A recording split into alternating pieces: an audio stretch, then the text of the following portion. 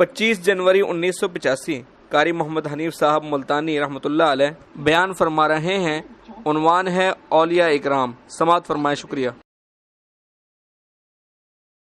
کما بارکت علی ابراہیم وعلی آل ابراہیم انک حمید مجید۔ قرآن کریم کی یہ آیتیں 25ویں سپارے 26ویں سپارے کی پہلی سورت کی چند آیات ہیں۔ خداوند کریم نے ان آیات میں ایک گروہ کی، ایک طبقے کی، ایک جماعت کی، ایک نوع کے لوگوں کی تعریف فرمائی۔ یعنی اندازہ لگاؤ وہ کتنا متبرک گروہ ہوگا جس کی خود خدا تعریف کرے۔ وہ کتنے خوش نصیب لوگ ہوں گے کہ جن کی تعریف احکم الحاکمین اپنے کلام میں فرمائے۔ کتنے مقدروں والے وہ جوان ہوں گے، کتنے اللہ کے قریب ہوں گے، کیا کیا ان کی صفتیں ہوں گی، کیا ان کے عادات و اخلاق ہوں گے، کس طرح کی ان کی زندگی ہوگی جس زندگی پر اللہ تبارک و تعالی فخر فرماتے ہیں۔ حدیث میں آتا ہے، ارشاد ہے مدنی کریم صلی اللہ علیہ وسلم کا کہ بعض لوگ اللہ کی زمین پہ چلتے ہیں، بعض لوگ اللہ کی زمین پہ چلتے ہیں اور زمین اللہ سے یہ اجازت مانگتی ہے، پروردگار اگر اجازت ہو میں اس کو نگل جاؤں، میں نہیں چاہتی کہ اس کے منحوس قدم مجھ پہ پڑتے رہیں، اجازت ملے میں اس کو لقمہ بنا کر کے نگل جاؤں، اس کو زمین کی تہ میں لے آؤں۔ اور ایک اور ارشاد ہے حضور کریم صلی اللہ علیہ وسلم کا، یوں فرمایا کہ جب قوم کے اندر 3 چیزیں ہو جائیں، جب کسی قوم میں 3 عادتیں، 3 خصلتیں، 3 برائیاں پیدا ہو جائیں تو سرکار مدینہ صلی اللہ علیہ وسلم نے فرمایا وہ قوم پھر زمین کے اوپر بسنے کے لائق نہیں رہتی، اس قوم کو زمین کے اندر غرق ہو جانا چاہیے۔ وہ کون سی باتیں ہیں؟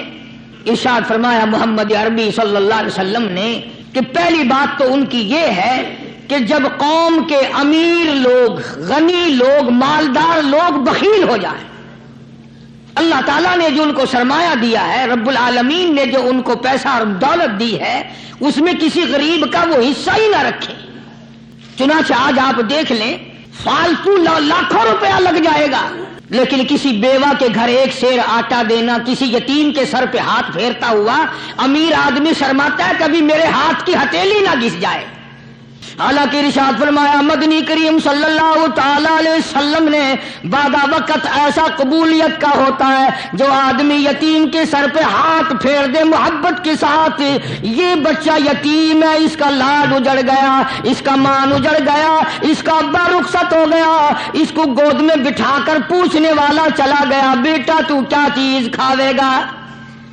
حضور کریم صلی اللہ تعالی علیہ وسلم نے فرمایا جب یتیم کے سر پہ آدمی محبت کے ساتھ، شفقت کے ساتھ ہاتھ پھیرتا ہے، اللہ پاک یوں فرماتے ہیں مجھے اپنی کبریائی کی قسم جتنے بال اس کے ہاتھ کے نیچے آ جاتے ہیں اتنی نیکیاں ہاتھ پھیرنے والے کے نام اعمال میں لکھ دی جاتی ہے۔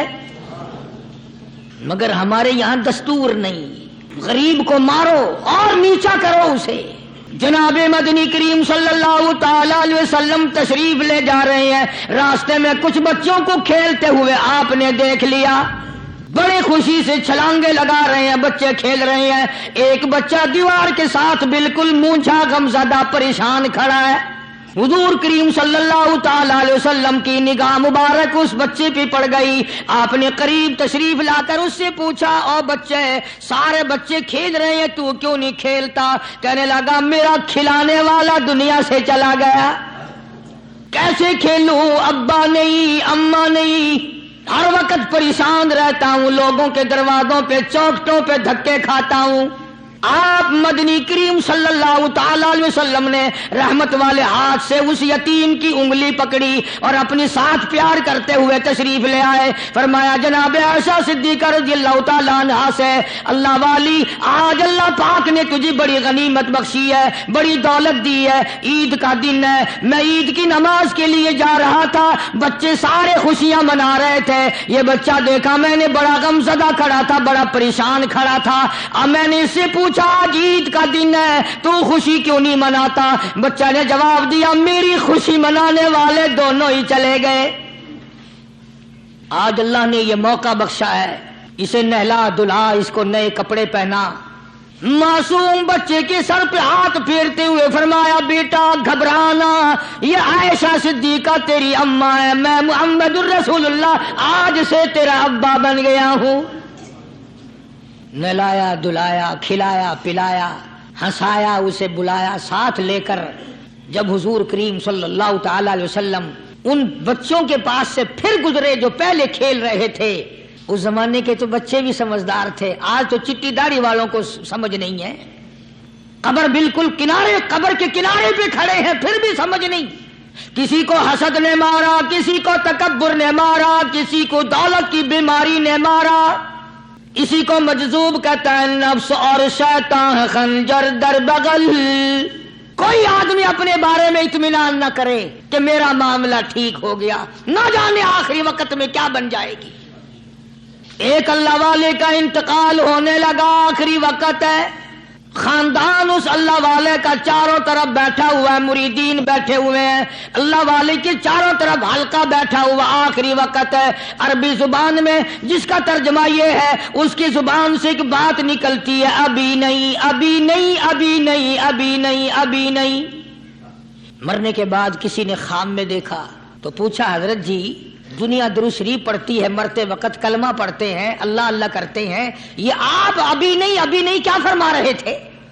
تو یوں فرمایا تمہیں کیا معلوم ہے، شیطان میرے سامنے کھڑا تھا اور کہتا تھا میں نے دنیا کو پھنسایا، دنیا کو ورغلایا، دنیا کو بہکایا، تو میرے پھندے سے پھنس گیا، تیرے علم نے تیری نیکی نے بچا لیا. تو میں کہتا تھا ظالم ابھی تو سانس آ رہی ہے، نہ جانے کیا بنے گی، ابھی نہیں ابھی نہیں ابھی نہیں.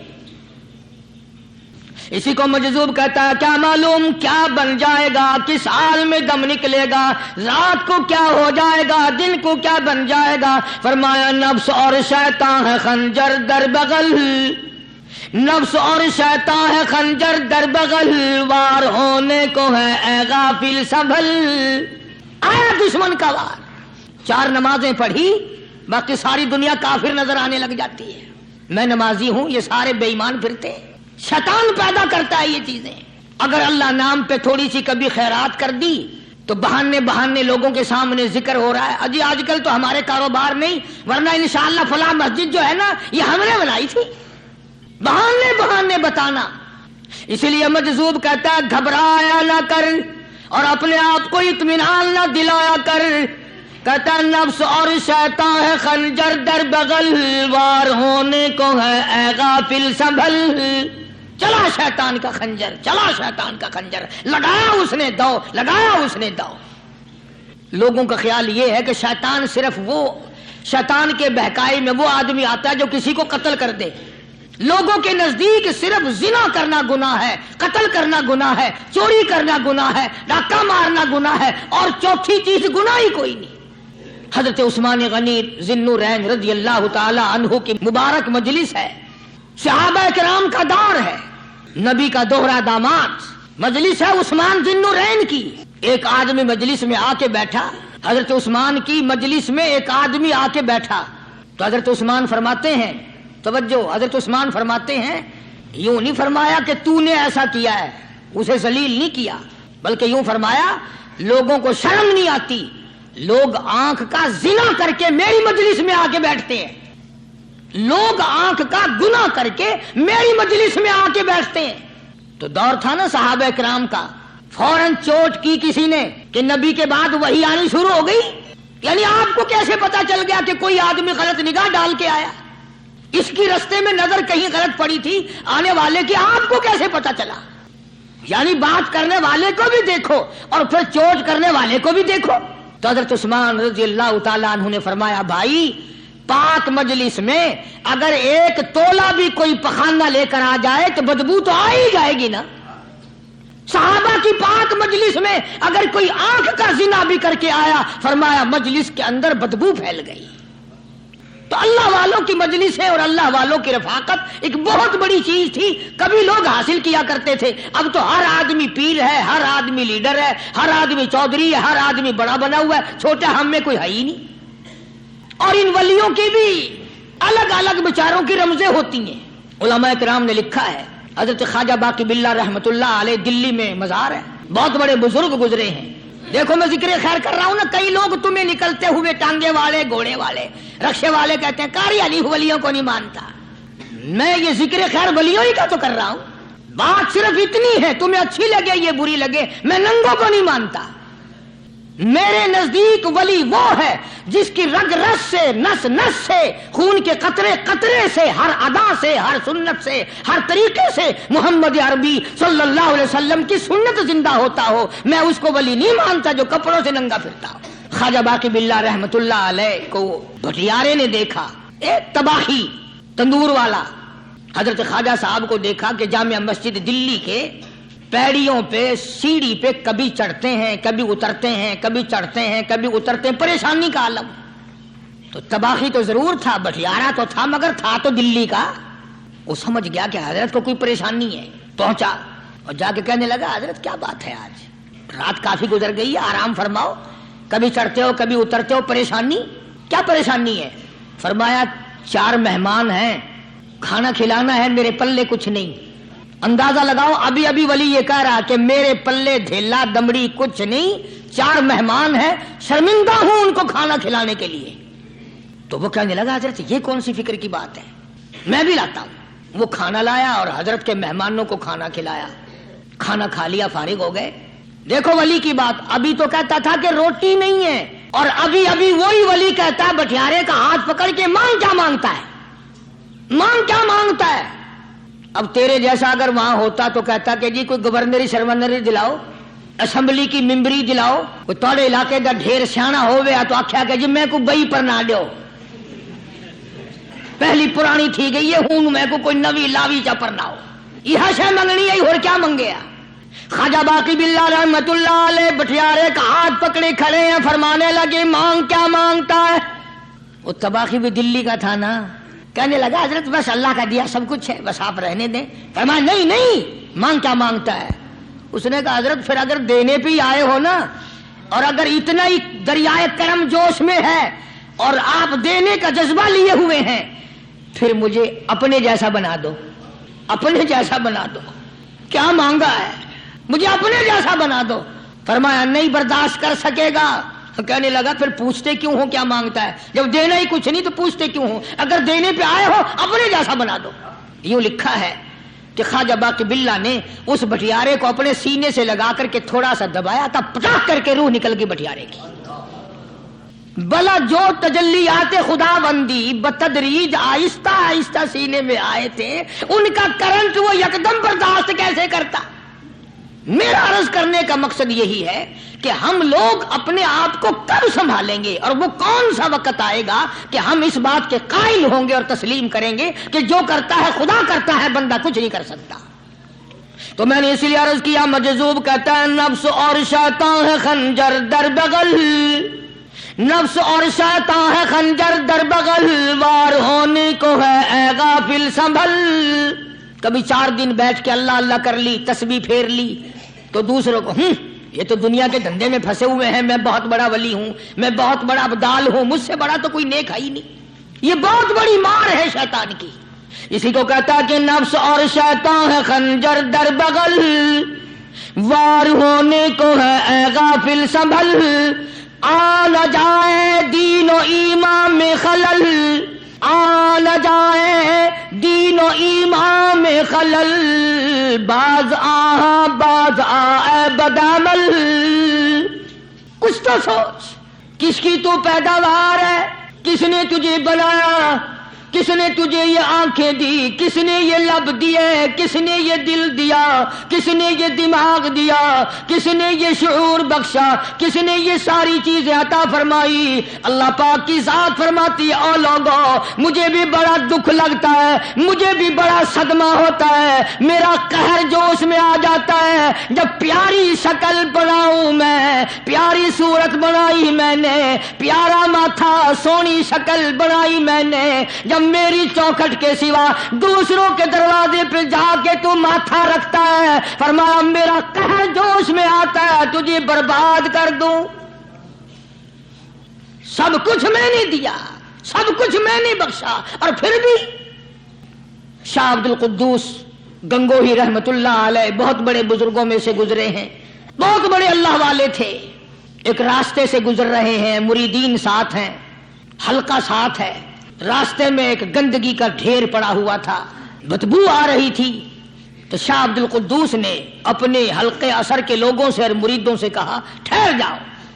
حالانکہ لوگ ناک پہ کپڑا رکھ کر جلدی گزرنا چاہتے تھے، بدبو سے بچنے کے لیے تیز رفتار وہاں سے گزرنا چاہتے تھے، مگر شیخ کے کہنے پر کھڑے ہو گئے. شکر ہے تم جیسے وہاں مرید بھی نہیں تھے، ورنہ کہتے کہ اے پھٹ گیا شیخ ہے تو پتہ ہی نہیں لگتا برائی دا چنگائی دا، گندگی دے پہ کولساں کو کھڑائی کھڑے. شاہ عبد القدوس رحمت اللہ علیہ گنگوئی رحمت اللہ علیہ نے فرمایا او لوگو، یہ گندگی، یہ پخانہ، یہ افولت والی چیز تمہیں ایک سبق دے رہی ہے. وہ بڑے حیران ہوئے کہ گندگی سبق دے رہی ہے کہ ہاں یہ بدبو کا ٹھکانہ یہ سبق دے رہا ہے کہ ہاں یہ ایک سبق تمہیں پڑھا رہا ہے. اور وہ کیا؟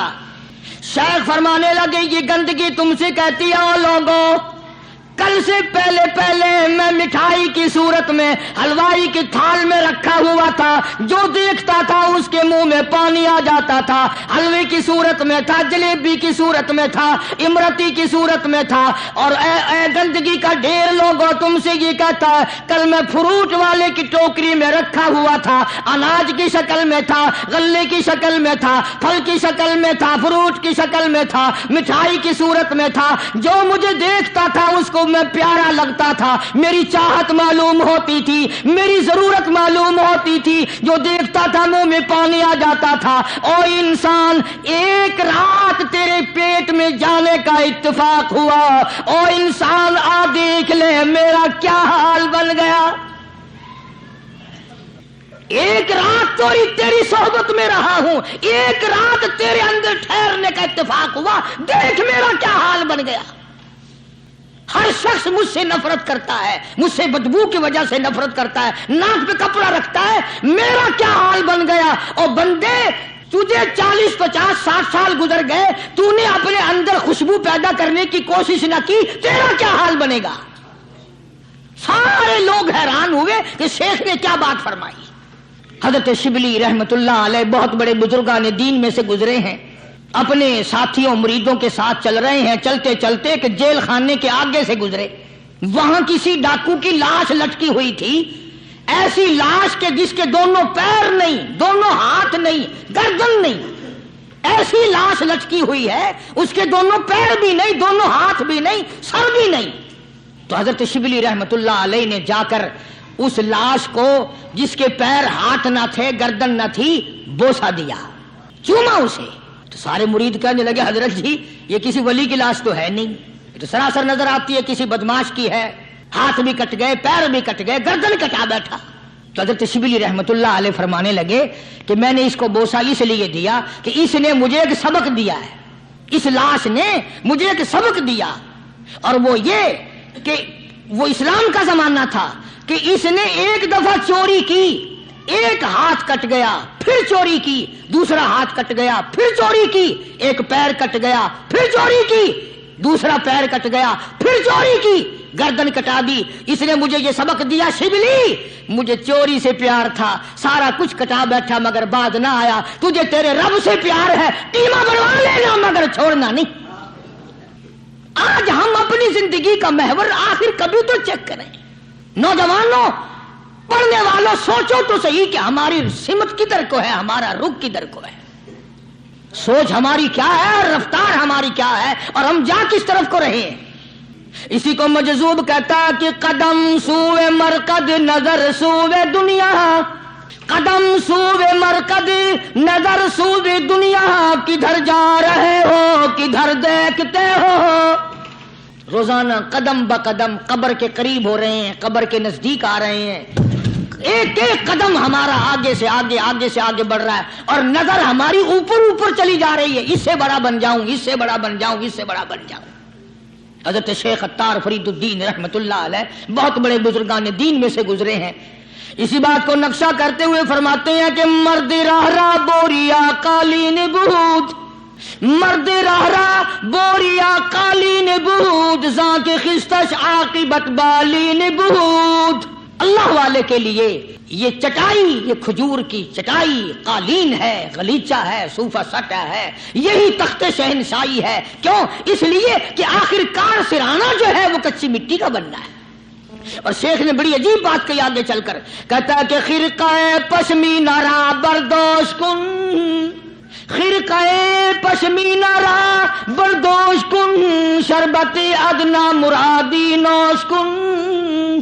پرانی گدڑی، پرانا کپڑا جو ہے تو اس کو اپنے لیے غنیمت جان، نہ جانے نوا کپڑا آیا نہیں اور تیری زندگی کو فنا ہو جائے۔ یہی نظر تھی ان حضرات کی۔ جناب ابو بکر صدیق سبقہ رضی اللہ تعالی عنہ خلیفہ بلا فصل ہیں، امیر المؤمنین ہیں، مدنی کریم صلی اللہ تعالی وسلم کے جانشین ہیں، حضور کے سسر ہیں۔ آخری وقت ہے جناب ابو بکر صدیق رضی اللہ تعالی عنہ کا، بالکل آخری وقت ہے۔ چنانچہ حضرت عائشہ صدیقہ رضی اللہ تعالی عنہا کے ہاتھ میں صدیق اکبر نے ایک کپڑا دیکھا، نیا، ایک نیا کپڑا دیکھا تو فرمایا بیٹی عائشہ یہ کیا ہے؟ فرمانے لگی ابا میں نے کفن کا کپڑا منگوا لیا، نہ معلوم کس وقت ضرورت پیش آ جائے گی، نہ جانے کس وقت کام آ جائے گا، یعنی آپ کا وقت ہمیں قریب معلوم ہوتا ہے۔ جناب ابو بکر صدیق رضی اللہ تعالیٰ عنہ نے فرمایا عائشہ ہرگز اجازت نہیں، مجھے نیا کفن پہنانے کی کوئی ضرورت نہیں، مجھے نیا کفن دینے کی کوئی ضرورت نہیں، میری طرف سے قطعی تجھے اجازت نہیں۔ عرض کرنے لگی ابا جان اب تو میں نے منگوا لیا، اب تو میں نے خرید لیا، اسی ارادے سے خریدا ہے، اسی ارادے سے منگوایا ہے، آپ اجازت دے دیں۔ رونے لگے، فرمایا عائشہ تو تو ام المومنین میں سے ہے، تو نبی پاک صلی اللہ علیہ وسلم کی گھر والی ہے، اور تیری جھولی میں قرآن اترتا تھا، تیری جھولی میں حضور کی وفات ہوئی ہے، تیرے حجرے میں وفات ہوئی ہے، تیری گود میں حضرت کی وفات ہوئی ہے، تو بتا کہ کالی کملی والے صلی اللہ علیہ وسلم کا لباس کیسا تھا؟ آج اس چٹخ پٹخ نے تباہی پھیر دی، اور تو بعد آؤ نہ تباہی پھیرو۔ ہر روز نئے سوٹ، نئے سوٹ، نئے کپڑے، نئے کپڑے، نئے کپڑے، اور اگلی جہان کی تیاری قطعی نہیں۔ بڑی عجیب بات کہی کسی نے، کہتا منہ دیکھ لیا آئینے میں، شیشہ دیکھتی ہیں نا عورتیں، آج کل نوجوان عورتوں سے بھی زیادہ شیشہ بار بار دیکھتے ہیں۔ کہتا منہ دیکھ لیا آئینے میں، منہ دیکھ لیا آئینے میں، اور داغ نہ دیکھا سینے میں، منہ دیکھ لیا آئینے میں اور داغ نہ دیکھا سینے میں، کیا خوب لگا دل جینے میں، کیا خوب لگا دل جینے میں، مرنے کو مسلمان بھول گئے۔ اور لوگوں کبھی تو سوچ لیا کر، آج چہرے کی صفائی ہے، کپڑے کی صفائی ہے، بدن کی صفائی ہے، بالوں کی صفائی ہے، مگر دل پلیتی سے بھرا پڑا ہے۔ اس میں صفائی کب آئے گی؟ وہ کون سا وقت ہوگا کہ تیرا دل شرک سے پاک ہوگا، بدعت سے پاک ہوگا، محمد عربی صلی اللہ علیہ وسلم کی بغاوت سے تیرا دل پاک ہوگا، اور تجھے شرم نہ آئے گی یہ منہ لے کر آقا کے دربار میں تو شفاعت کے لیے جائے گا؟ اللہ والوں نے ان معاملات میں بڑے بڑے دکھ اٹھائے ہیں، چاہے ان کو لوگوں نے گالیاں دی، ان کو مارا ہے، مگر پرواہ نہیں کرتے تھے۔ حضرت مولانا محمد قاسم صاحب نانوتوی رحمت اللہ تعالی علیہ بانی دارالعلوم دیوبند پڑھا رہے تھے حدیث پاک۔ سبحان اللہ، یہ ہمارے جتنے اللہ والے بزرگ، اللہ والے عالم گزرے ہیں، ساری عمر حدیث پاک پڑھائی، ان کی زبان مدنی کریم کا فرمان، سبحان اللہ، ساری رات سارا دن، کسی نے 50 برس، کسی نے 40 برس، کسی نے 60 برس، کسی نے 30 برس، رات دن قال قال رسول اللہ صلی اللہ علیہ وسلم، ہر وقت۔ تو مولانا نانوتوی کی کسی نے چگلی کری، انگریز گورنمنٹ تھی کہ اس نے تمہارے خلاف چھاونی بنائی ہے، یہ جو اس نے مدرسہ بنایا یہ تمہارے خلاف سازش ہے۔ مسلمان افسر تو یوں ہی دستخط کر دیتا ہے نا اندھا ہو کے، کبھی نہیں فائل پڑے گا کہ اس میں ہے کیا، چاہے خود اس افسر کی پھانسی پہ دستخط کروا لو۔ انگریز پھر ہوشیار تھا، انہوں نے کہا اچھا ہم انکوائری کریں گے۔ حضرت مولانا حدیث پاک پڑھا رہے تھے، طالب علم پڑھ رہے تھے، انگریز افسر آیا اور 3-4 گھنٹے مولانا قاسم نانوتوی رحمۃ اللہ علیہ کے سامنے بیٹھا رہا اور بار بار چہرے کو دیکھتا رہا. جا کے رپورٹ دی کافر انگریز نے, کہنے لگا میں وہ چہرہ دیکھ کر آیا ہوں جو جھوٹ بولنے والا چہرہ نہیں, میں وہ چہرہ دیکھ کر آیا ہوں جو جھوٹ بولنے والا چہرہ اور منہ نہیں. دشمن اعتراف کرتا ہے, دشمن اقرار کرتا تھا. علامہ انور شاہ کشمیری رحمت اللہ علیہ سہارنپور کے اسٹیشن پہ, ریلوے اسٹیشن پہ ٹکٹ لینے کے لیے کھڑکی کے سامنے آئے اور ٹکٹ کلرک کو پیسے دیے. اس نے ٹکٹ دیا, حضرت کو ٹکٹ دے کر پچھلی طرف سے گیٹ ہوتا ہے, دوڑ کر آیا اور آ کے کہنے لگا مولانا, ہندو تھا وہ, مولانا میں نے آپ کو ریل گاڑی کا ٹکٹ دے دیا, آپ مجھے جنت کا ٹکٹ دیں, کلمہ پڑھاؤ, مجھے کلمہ پڑھاؤ. حضرت شاہ صاحب نے پوچھا کہ بھائی تجھے کیا چیز نظر آئی؟ کہنے لگا جی دیر نہ کرو, جب کھڑکی میں سے آپ کی شکل نظر آئی نا, جو خدا اتنے حسین اتنی بہترین صورت بنا سکتا ہے وہ خود کتنا حسین ہوگا. میں ان اللہ والوں کا غلام ہوں جن کی شکلیں دیکھ کر کافر مسلمان بنتے تھے, اور جن کو تم شاہ صاحب کرتے پھرتے ہو, کبھی نظر جما کے ذرا چہرہ تو دیکھا کرو. سبحان اللہ, کوئی چیز انشاءاللہ نظر نہیں آئے گی. تو میں عرض کر رہا تھا کہ اللہ والے کبھی بھی غلط راستہ کسی کو نہیں دکھایا کرتے, اور وہ اندر کی بیماریوں کا علاج کرتے ہیں, اندر کی بیماریوں کا. سرتاج الاولیاء حضرت مولانا احمد علی صاحب لاہوری سب قید رحمت اللہ علیہ, اللہ اللہ اتنے جلیل القدر ولی تھے. علماء نے یوں لکھا ہے کہ پوری امت میں سے 2 آدمیوں کی قبر سے جنت کی خوشبو آئی, پوری امت میں سے, ایک امام بخاری اور ایک مولانا احمد علی لاہوری رحمہ اللہ. قبر کی مٹی سے جنت کی خوشبو. تو کیوں نہیں ہم ان لوگوں کی تابعداری کرتے, اور کیوں نہیں ہم اپنے حلقے اثر میں ایسے بزرگوں کا طریقہ کار لاتے جو ہمیں سیدھا منزل مقصود تک لے جائے. اسی کو کہتا ہے کہ مسلک سنت پہ ایسا لکھ چلا جا بے دھڑک, مسلک سنت پہ ایسا لکھ چلا جا بے دھڑک, جنت الفردوس کو سیدھی گئی ہے یہ سڑک. تو جناب ابو بکر صدیق رضی اللہ تعالی عنہ نے حضرت عائشہ سے بار فرمایا کہ نیا کفن ڈالنے کی مجھ پہ ہرگز اجازت نہیں. اور جب جناب رسول کریم سب کہہ دو صلی اللہ علیہ وسلم کے بارے میں حضرت صدیق اکبر رضی اللہ تعالیٰ عنہ نے جناب عائشہ صدیقہ رضی اللہ تعالیٰ عنہ سے پوچھا کہ حضور کا کیا لباس تھا اور حضور کے کیسے کپڑے تھے, تو حضرت عائشہ رونے لگی, اور جب بتایا تو حضرت عائشہ کو فرمایا بیٹی یہ نیا کفن جو تو نے منگا لیا ہے اس کا کفن پہن کر قبر میں جانے سے کوئی فائدہ نہیں. وہاں نئے کپڑے کا لحاظ نہیں, وہاں خوبصورت کپڑے کا لحاظ نہیں, وہاں اچھے کپڑے کا لحاظ نہیں, وہاں تو اعمال دیکھے جائیں گے, وہاں تو اعمال کی ضرورت ہے, کپڑوں کو کوئی نہیں دیکھتا. وہاں جانشین پیغمبر فرماتے ہیں عائشہ یہ کپڑا سنبھال کر رکھ لے, مدینے کی کسی بیوہ کا دوپٹہ بن جائے گا, کوئی پردہ کر لے گی, مدینے کے کسی یتیم کا کرتا بن جائے گا. میں نیا کفن لے کر جاؤں مجھے کیا فائدہ ہوگا؟ دعا کر کہ میں اپنے محبوب حضور کریم صلی اللہ علیہ وسلم کے دربار میں جب جاؤں تو مجھے شرمندگی اٹھانی نہ پڑے. چنانچہ حضرت ابو بکر صدیق رضی اللہ تعالی عنہ کو وہ کفن نیا نہیں دیا گیا. اب ایک اور آخری بات بڑی عجیب ہے, بڑی اچھی ہے, دل کی تختی پہ لکھ کے لے جاؤ, لڑائی بڑھائی والی بات نہیں, لکھ کے لے جاؤ, انشاءاللہ ذمہ دار ہوں. جناب فاطمہ الزہرا رضی اللہ تعالیٰ عنہا پیغمبر کی لخت جگر, نبی کی نور نظر, حسنین کریمین کی اماں, علی مرتضی رضی اللہ تعالیٰ عنہ کی گھر والی فوت ہو گئی, وفات پا گئی, انتقال فرما گئی. جب قبر میں جناب خاتون جنت رضی اللہ تعالی عنہا کو اتارنے لگے, حضرت ابو ہریرہ رضی اللہ تعالی عنہ نبی کا دیوانہ یوں قبر پہ کھڑا ہو گیا, قبر کی طرف منہ کر کے, اندر کو منہ کر کے کہنے لگا قبر تجھے کیا معلوم ہے آج ہم تیرے اندر کس کو رکھ رہے ہیں؟ یہ کالی کملی والے کی لخت جگر ہے, یہ نبی کی نور نظر ہے, یہ حسنین کریمین کی اماں ہے, علی مرتضی کی گھر والی ہے. اور قبر یہ عام جنازہ نہیں, عام میت نہیں, یہ امام الانبیاء محبوب کبریا کی بیٹی ہے, خاتون جنت ہے. صحابی نے یوں قبر کو منہ لگا کر آواز دے دی.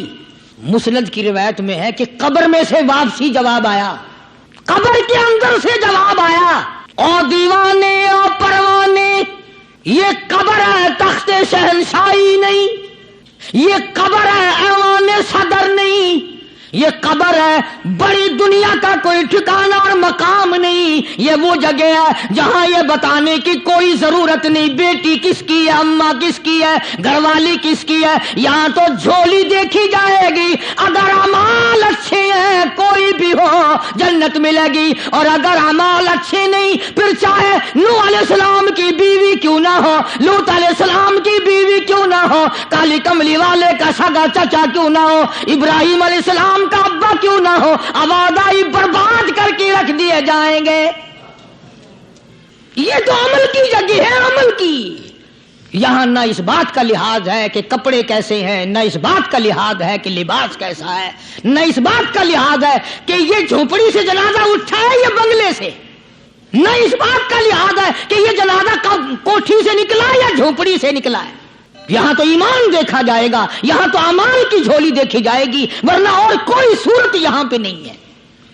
تبھی تو شیخ عطار فرید الدین رحمت اللہ علیہ نے بار بار بڑی پتے کی باتیں لکھی ہیں پندنامے میں، فرماتے ہیں کہ خاطر کسر مرن جا اے پسر، خاطر کسر مرن جا اے پسر، ورنہ خردی زخم بھر جانو جگر، کسی کے دل پہ ناجائز تیر نہ چلایا کر، کسی کو نہ ستایا کر کہ کل تیرے دل کو اچانک تیروں سے گھائل نہ کر دیا جائے، تو اپنے آپ کو بچا، اپنی سنبھال۔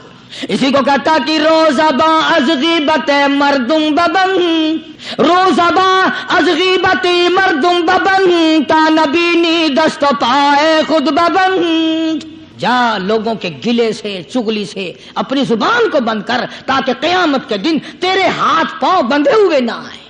اب یہ ولی نے تو بات کہہ دی، مگر آپ کیسے سمجھیں؟